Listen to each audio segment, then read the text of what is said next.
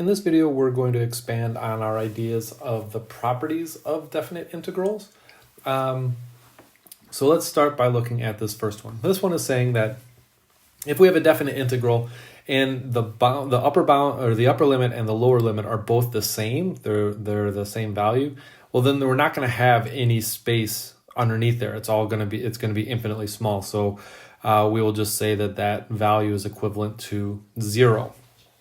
Our next one, if we go from if we have a function and we're integrating it from b to a, then that is the same thing as the opposite or the negative of a to b. And we'll look at that in another video where we see it visually with graphs or functions. But this is basically saying that we can invert the limits by changing the sign of the integration as well. Next, we have the function f of x being integrated from a to b, and then we're going to add that to the same function integrated from b to c. Well, we can make that a little bit easier by just going all the way from a to c. Since we're going from a to b and we're stopping there and then we're starting again right at b and carrying on to c, we can just go straight from a to c. Make our lives a little bit easier. The next one is just kind of like our sum and difference rule of integration. And if we're integrating from a to b and we've got a couple different functions that we're adding or subtracting or even more than 2, we can integrate each one individually from those same limits and just break it into smaller parts to make our lives a little bit easier. Then if we have k as a constant, if we are integrating just a constant, that is the same thing as just multiplying that constant times the boundary values, because when we integrate that, it becomes k times whatever value x is, and that x value becomes b and a. We'll look at an example here in a second where we use that one too. Finally, if we are integrating a function from a to b and we're multiplying some function by a constant, then we can kind of separate out that constant, integrate, and then multiply the constant back. And that's just a general trick that we use, or not really a trick, the general property that we use for integration, and it works the same way here. So let's look at our first example.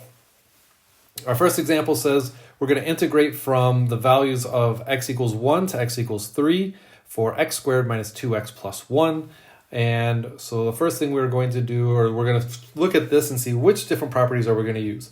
Well, we're going to use the sum and difference one for sure. It looks like we've got a constant that we're going to be integrating, so we'll use this property. We've got a constant that we're multiplying by some function x as well, so we'll also use this property.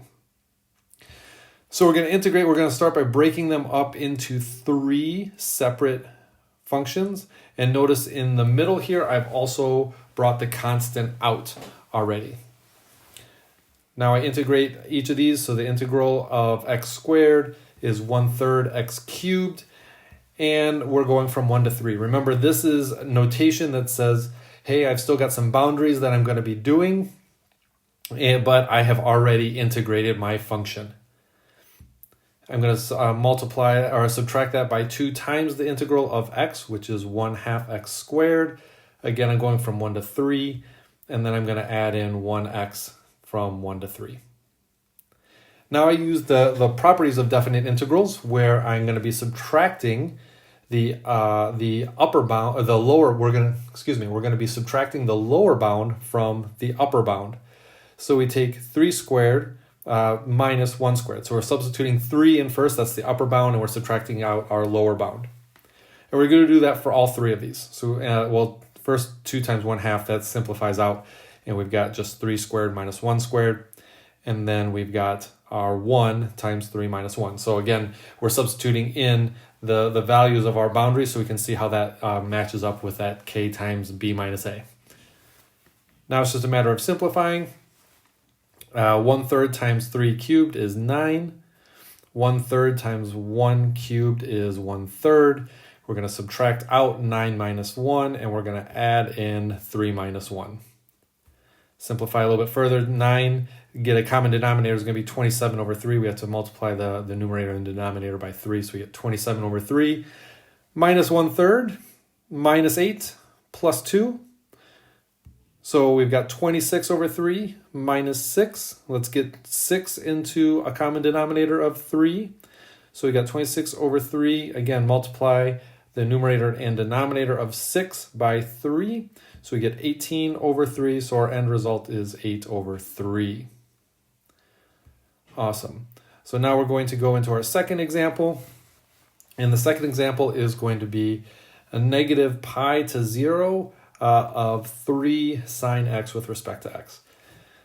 Now in this one, we're going to use this property here, and we'll use this property down here as well. So let's start by flipping the boundaries, or the limits, the pi and 0, and making the whole thing positive. And then we're going to have 3 sine x dx, and we can factor out the, well, not really factor out, I guess it's kind of like factoring out.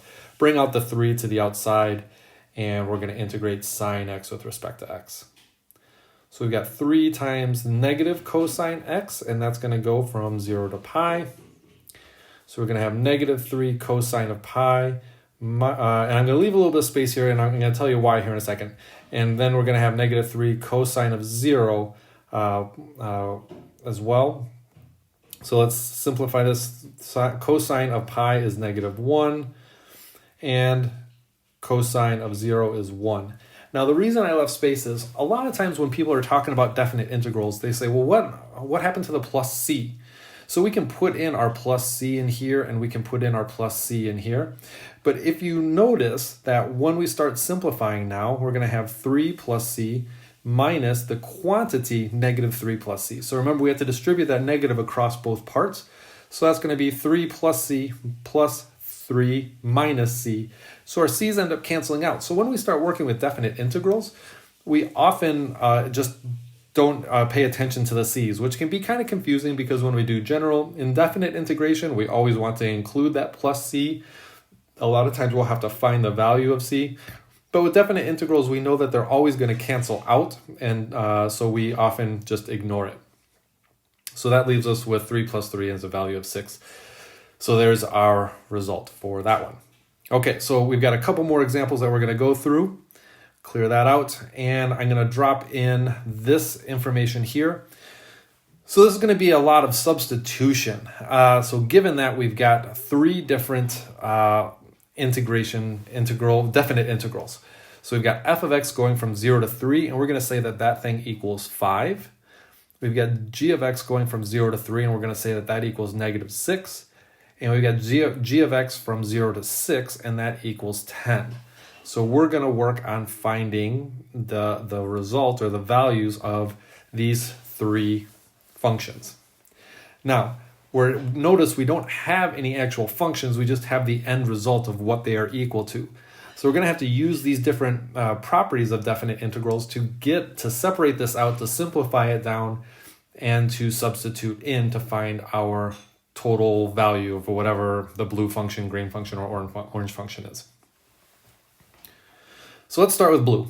For the blue function, we are going to use a couple different properties. We're going to use the sum and difference property. We're going to use this constant multiplier property, and that should be about it.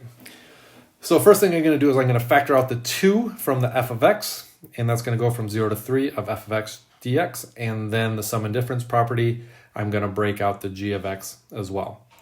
So now I've got 2 times, well, I already know what 0 to 3 of f of x is. That's going to be 5. And then I'm going to add g of x from 0 to 3. Well, I know that that is going to be negative 6. So now it's just a pretty straightforward problem from there, and we get a value of 4. All right, let's look at the green example now. Here we're going from 3 to 6 of g of x. All right, so what are we going to use? We're going to use this sum and difference one. Not sum and difference. We're going to look at this one that looks at different boundaries, not the sum and difference. And we know that from 0 to 6, so first off, notice that we don't have 3 to 6, right? But we do know that 0 to 6 of g of x is equal to 0 to 3 of g of x, g of x, plus 3 to 6 of g of x. So we know that these two things are equivalent. So if I want to know what the value of g of x is from 3 to 6, I can subtract 0 to 3 on both sides of the equation, and I'm left with g of x from 3 to 6 equaling 0 to 6 of g of x minus 0 to 3 of g of x. So now I've got the two properties, I've got these isolated, and these match up with my red equations up above. So first off, 0 to 6 is 10, and 0 to 3 is negative 6. So we're subtracting a negative 6. So we're going to end up with 16. So a little trick there, but we're using some of the equivalents that we know is to be true from our properties up above. All right, last one, the orange one. This one's got a little bit of a trick to it too. So first I threw in an example so we could use this A to A property. That one's pretty straightforward as it is. I brought in this one as well with the opposite value, and then we're going to have our constant multiplier because we see that 3 times something in there. And then we're going to do a little bit of something extra that's not included in these to just kind of get our thinking really going here. All right, so let's start. From 3 to 3, we already know that that's going to be 0. So we kind of threw that in just so you can see what that looks like, but that's pretty straightforward. Now, notice this is going from 8 to 2. 3 times g of x minus 2 is going from 8 to 2. Notice all of my examples in the red are going from a lower value to a upper value. So from 0 to 3, 0 to 3, 0 to 6. I don't have anything going down like 8 to 2. So what I'm going to do is I'm going to flip this, and I'm going to make it plus, and I'm going to go from 2 to 8. Now that's just so I can start kind of aligning a little bit more with my red functions. And then I've got my 3 times g of x minus 2. All right, so let's pull out the 3. And we have our x minus 2. Now, if you recall, dig back into your memory banks that this thing here means that we've shifted our function 2 units to the right. So if g of x is shifted 2 units to the right from 2 to 8, if we take this 8 to 2 and we shift it back to the left, if we shift it 2 units to the left, we'll get our original function g of x. So g of x minus 2 is g of x shifted 2 units to the right, so we're going to shift it back to the left. So that means our boundaries have to go back 2 units. So we're going to go back to 2 to 0 and 8 to 6. Aha! Now we have our g of x from 0 to 6, which we have up above.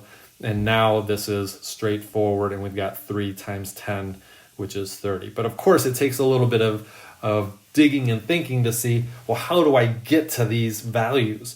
So, you know, it's a lot of times it's pretty straightforward and you can just apply the properties, but sometimes, you know, you've got some thinkers in there and you really have to kind of dig deep and say, well, how does this apply to something that I've seen before? You know, all of these things loop back to things that we've seen before in one way or another. So don't discount that thinking. Thanks, and I will see you soon.